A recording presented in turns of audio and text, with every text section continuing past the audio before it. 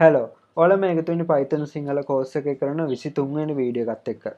ඉතින් මේකෙදි කියලා දෙන්න හදන්නේ කොහොමද for loops Python වල use කරන්න කියලා. ඉතින් මේක while loops වලට සමානයි. හැබැයි structure එක වෙනස්. ඉතින් මම PyCharm software එකෙන් project එකක් open කරගෙන ඔයාලට පෙන්නන්නම් කොහොමද for loop එකක් use කරන්න කියලා. ඉතින් for loop එකක් හදාගන්න නම් අපිට මේ for කියන keyword එක මුලින්ම දාගන්න වෙනවා.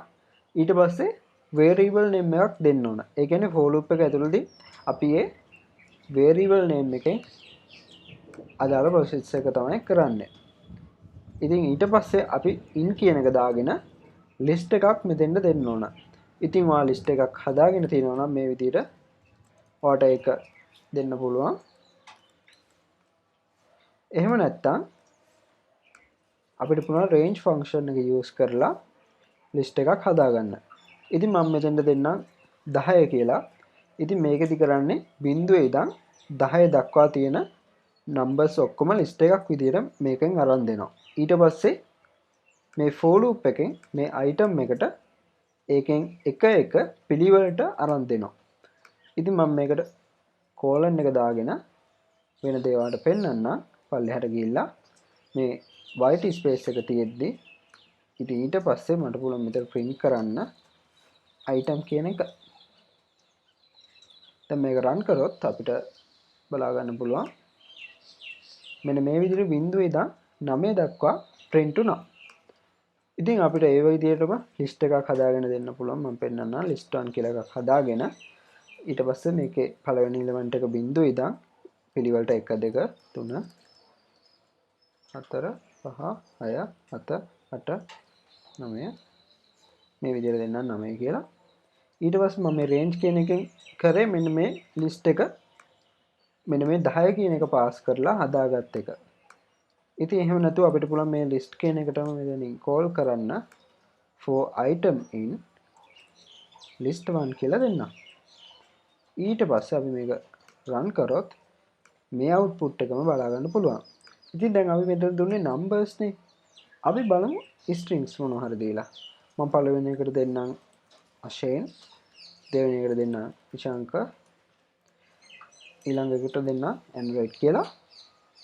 ඊට පස්සේ දැන් අපි බලමු මේක දැන් මෙතනින් item කියන එකෙන් ගන්න මේකෙන් එක ඇත්තටම මොකද්ද එන්නේ කියලා බලමු.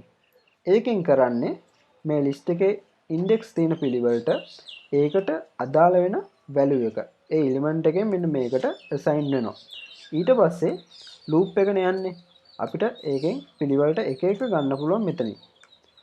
ඉතින් අපි මේකට තව values දාගත්තොත් මම දෙන්නම් gold කියලා, ඊළඟට colombo,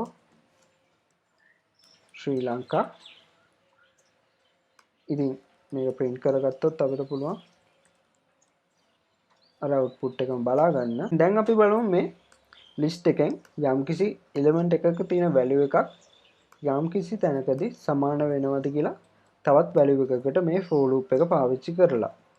ඉතින් මම ඒකට if කියලා දාගන්නම්. ඊට පස්සේ item එක equals ද කියලා බලනවා මේ සමාන ලකුණු දෙකෙන් මෙන්න මේ value එකට. ඉතින් කොතනකද හරි ඒක සමාන වෙනවනේ මෙන්න මෙතනදී.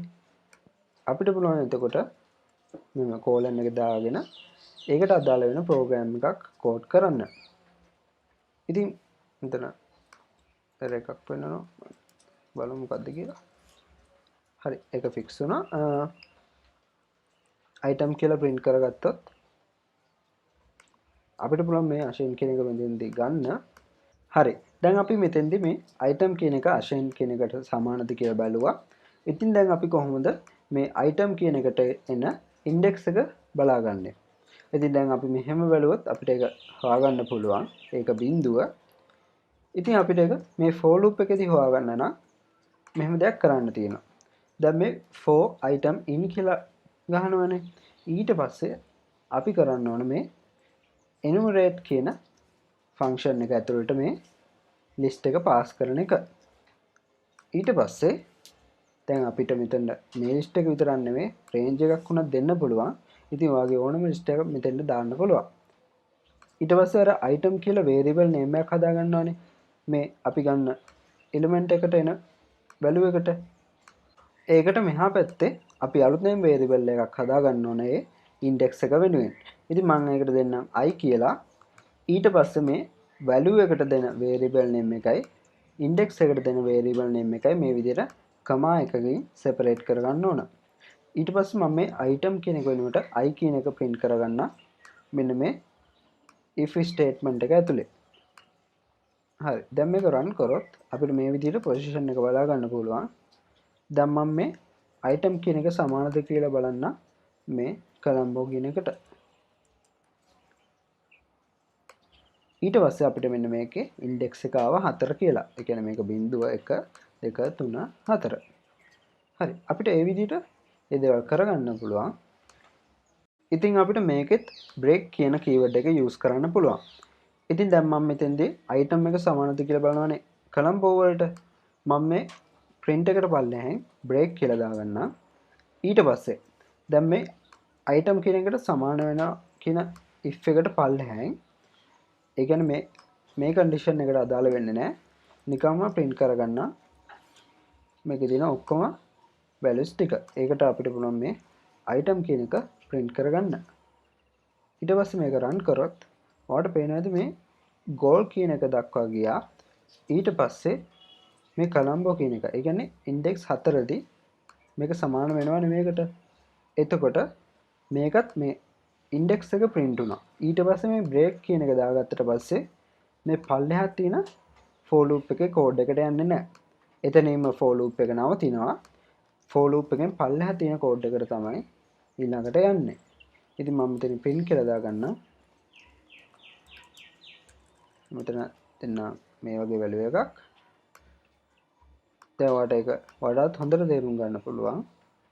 දැන් මේක මෙතෙන්දී colombo කියන එකට සමාන වුණාට පස්සේ මේක break වෙනවා.